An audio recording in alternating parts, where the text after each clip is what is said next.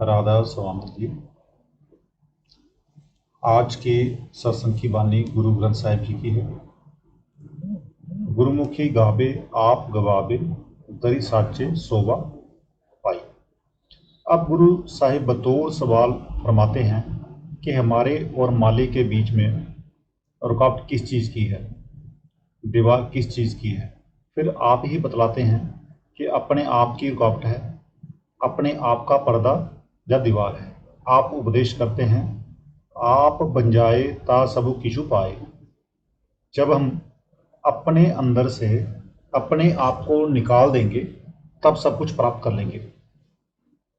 ये अपना आप क्या है?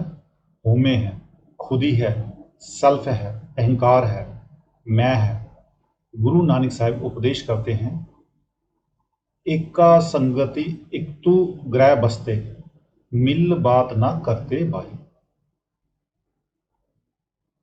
रूह और मालिक इकट्ठे रहते हैं, एक ही घर में निवास है, एक घर में ही दोनों का वास है, लेकिन फिर भी आपस में कभी मिलाप नहीं हुआ। ना रूह ने मालिक के दर्शन किए और ना स्वागिन हुई। क्यों स्वागिन ना हुई? अंतर अलख ना लखिया जाई, बिच पर्दा हौमे पाई। वह मालिक हमारे अंदर है मगर हमें दिखाई नहीं देता, क्योंकि हमारे और मालिक के बीच में होमे का बड़ा जबरदस्त पर्दा लगा हुआ है। जब तक हम अपने रास्ते से होमे की रुकावट को दूर नहीं करते, हमारा ख्याल कभी भी जाकर उसके साथ जुड़ नहीं सकता, हालांकि वह मालिक हमारे अंदर ही है। गुरु नानक साहब उपदेश करते हैं, जीवन मुक्त सो आखिए, जिस बिच्चों होमे जाए। महात्मा उदार नहीं करते, मौत के बाद की मुक्ति का दिलासा नहीं देते।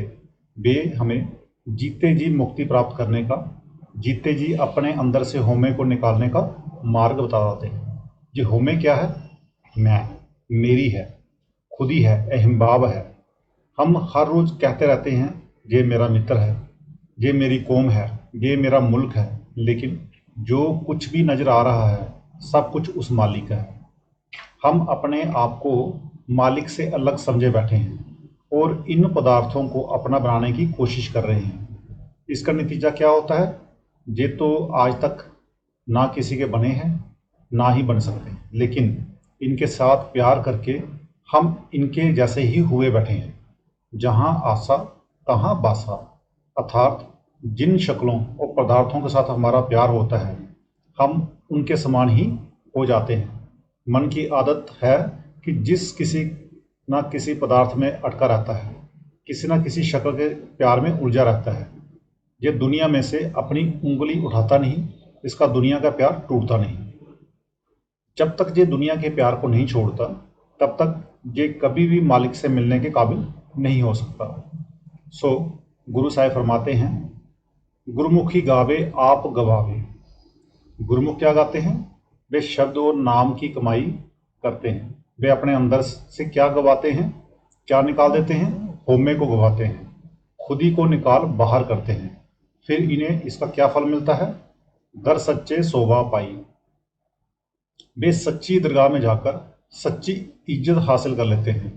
आपके कहने का मतलब यह है कि जब भी होमे की बीमारी से हमारा छुटकारा होगा, केवल शब्द और नाम की कमाई के द्वारा ही होगा। जब तक हम होमे नहीं छोड़ते, दुनिया का मोह और प्यार नहीं छोड़ते, तब तक कभी भी जाकर मालिक से नहीं मिल सकते। गुरमुख सज्जन हमेशा नाम का प्रचार करके हमें इस बीमारी से छुड़ाने के लिए दुनिया में आते हैं। साची बानी सचू बखाने, सची नामी लिबलाई। अब गुरु अमरदास साहिब गुरमुखों की हालत का वर्णन करते हैं कि जो हमारे अंदर से होमे निकाल देते हैं, मैं मेरी को मार देते हैं, अपने अंदर से अपने आप को निकाल देते हैं, उनका ख्याल चलते फिरते, उठते बैठते, शब्द और नाम के साथ हमेशा के लिए जुड़ जाता है। वे दुनिया में रहते हुए भी दुनिया के मैलों में नहीं लिपटते। हमें दुनिया में किस तरह रहना चाहिए? फर्ज और कर्तव्य समझकर रहना चाहिए। गुरु नानक साहब उपदेश करते हैं, जैसे जल में कंबल निरालम, मुर्गाई निशाने, सुरती समदी बहुसागर तरिए, नानक नाम बखाने।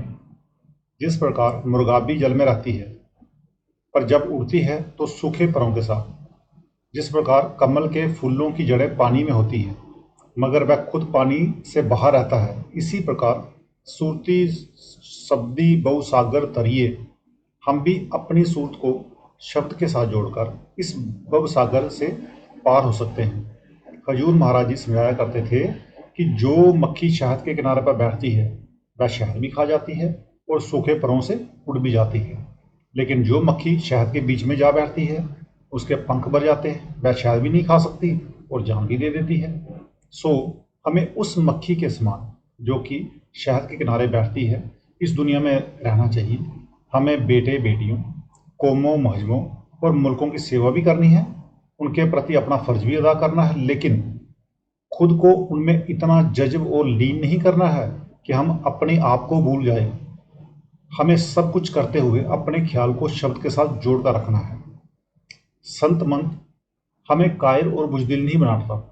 संत महात्मा हमें समाज पर अपना बोझ डालने का उपदेश नहीं देते, बल्कि साध संगत की सेवा करते हुए मालिक की भक्ति तथा शब्द की नाम की कमाई करने का उपदेश देते हैं। घर बार छोड़कर जंगलों पहाड़ों में जाने से मालिक से मिलने का कोई खास शौक और वैराग्य नहीं पैदा हो जाता। पेट को रोटी की जरूरत होती है, शरीर को कपड़ों की जरूरत होती है, गर्मी और सर्दी से बचाव के लिए कोठरी की जरूरत होती है। अगर अपने घर का सुख और आराम छोड़कर लोगों के आगे जाकर हाथ फैलाएं, अर्थात अपना घर छोड़कर लोगों के घर जाकर मांगा, तो उसमें मन को क्या सुख और शांति मिल सकती है। महात्मा समझाते हैं कि घर बार में रहना है, अपना कर्तव्य और फर्ज समझकर दुनिया के काम काज करते हुए अपने ख्याल को शब्द और नाम के साथ जोड़ना है। बै बंजनु अति पाप निखंजनु, मेरा प्रभु अति सखाई। जब हमारी ये अवस्था और हालत हो जाएगी तो हमें इसका क्या फायदा प्राप्त होगा। हमारे पाप हमेशा के लिए नष्ट हो जाएंगे, सब प्रकार के डर दूर हो जाएंगे। अभी हमें क्या क्या डर सताते हैं।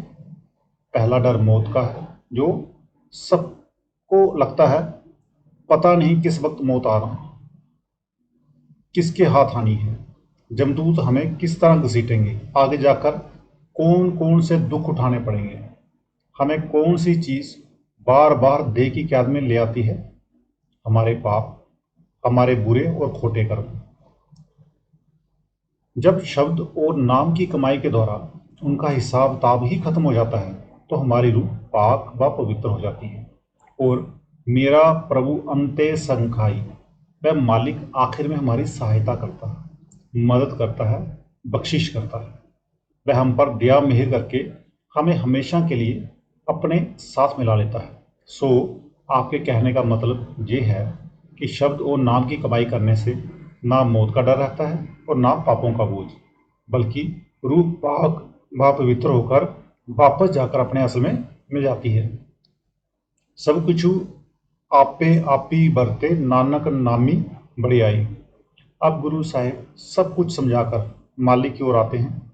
आप बयान करते हैं कि हमें जो कुछ भी मिलना है मालिक की दया और बख्शिश के जरिए मिलना है। वह मालिक कन कन और पत्ते पत्ते में व्यापक है।